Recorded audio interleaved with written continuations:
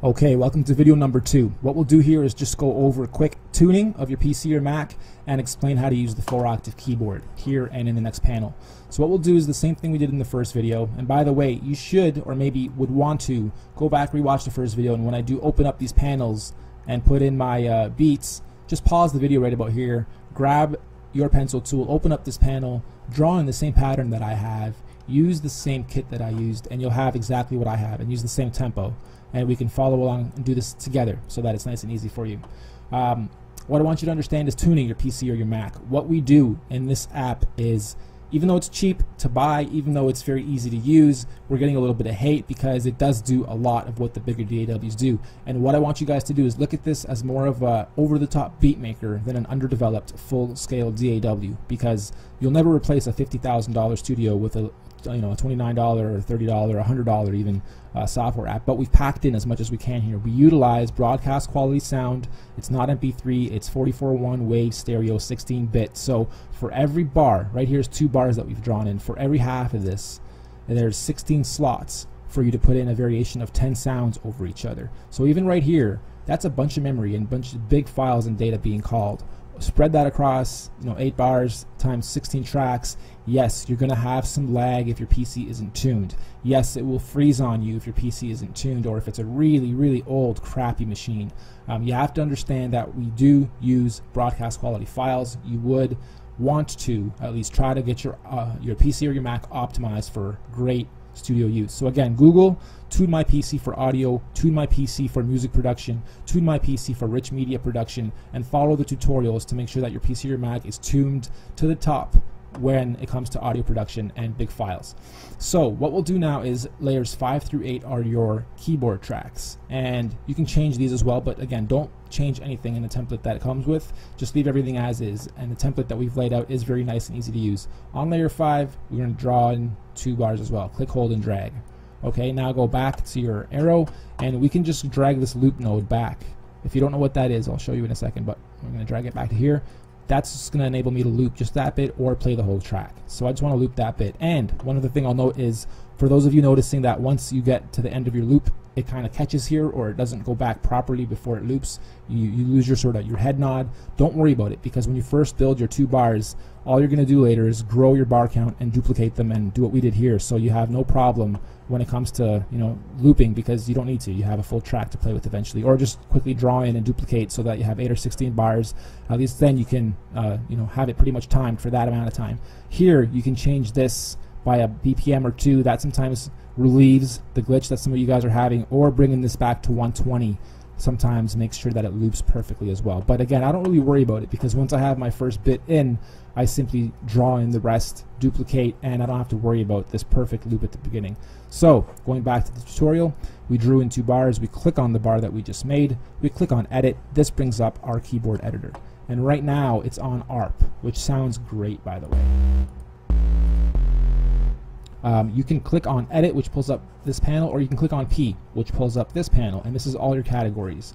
Might be a bit hard to see. Let me close that up. So we drew in our things, we click on P, this pulls up our categories. We can open up each category and then choose something within it. It's a great combination of beautifully mastered stereo image samples.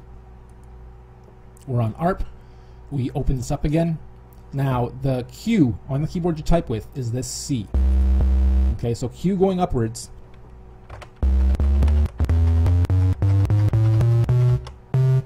is that octave. This octave down here is available by pressing the Z or Z going upwards on the keyboard you type on.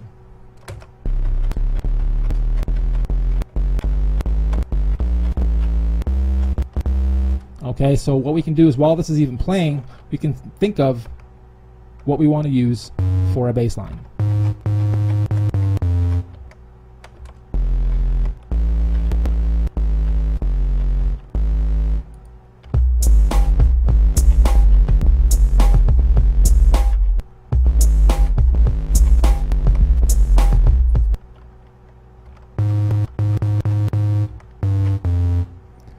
We can record that as well. So when we click on record and play, we can actually use the keyboard we type on to lay in the notes. Check it out.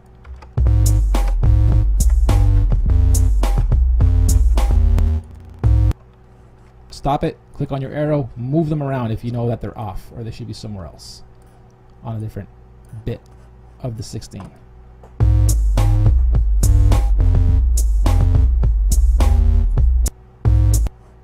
Close, holding down shift, click, hold, drag, click, hold, drag, click, hold, drag. So now again, we have 8 bars, put our loop back on, move this back out.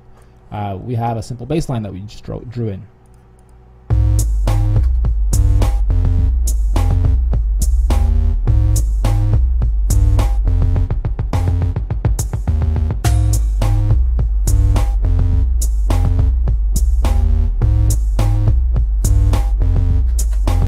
Okay, so we can keep going, go underneath that, click, hold, drag, you're still on a key track.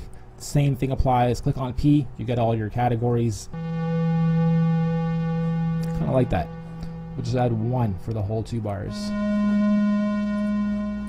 Close, and we put that here and just here by holding down shift, click, holding, and dragging. Okay, next.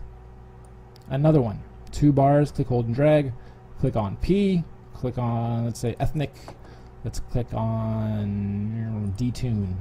Might sound a bit awkward because it is literally detuned, but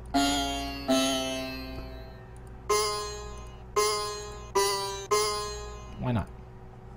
We can click on the pencil and draw the stuff in too. So we can go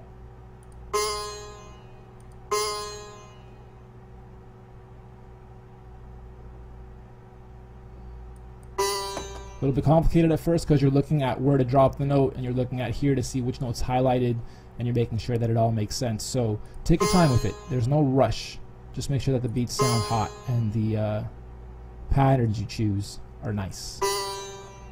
So already we have a very simple track coming into place, even though it's 8 bars. Okay, maybe I want to get rid of this guy and this guy, so it's only playing here and here. Another thing I forgot to mention is the tracks down here.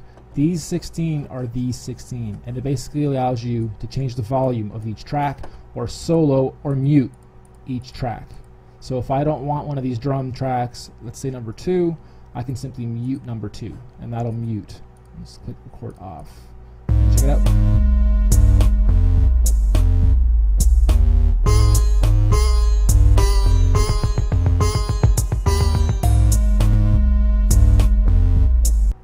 Okay, what I want to do is make number 7 quieter. What I want to do is unmute number 2 because that sounds really nice. And let's say I want to get rid of